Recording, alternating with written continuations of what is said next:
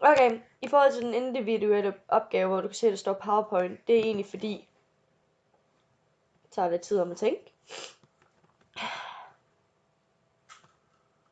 Så hygger dig, det er godt.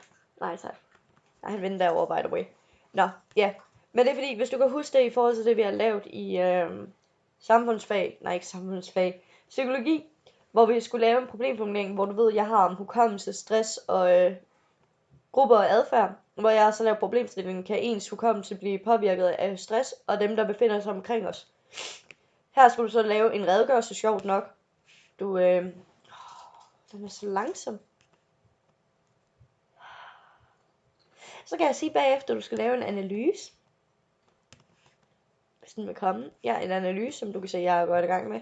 Og bagefter, så skal du lave de diskuterende spørgsmål.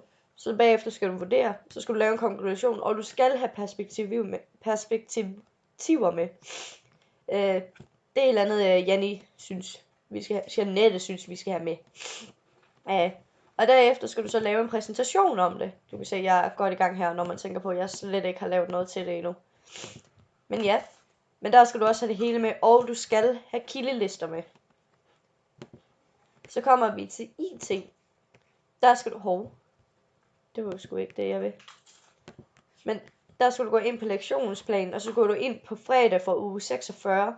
Så skal du trykke kursuser, og så skal du rigtig gerne komme ind på den her side, når den lige gider at starte. Ja. Og så ruller du ned her. Og så skal du se alle filmene indtil og med 10'eren. Og du skal bare følge det hele. Jeg kan lige vise dig, hvordan du opstiller det første, du skal gøre. Vi skal nemlig opstille en HTML. Jeg ved ikke, hvad det står for, og jeg ved ikke, hvad vi skal bruge det til, men det skal vi opstille. Og du ved godt, mapper og alt det der. Og det gør du så. Det var da forfærdeligt, det her. Ny mappe. Ja, og så gør du så det sædvanlige, hvor du trykker PH, går videre til næste, giver den et navn og siger finish. Og så når du har den, så når du går ind under sort, så trykker du new.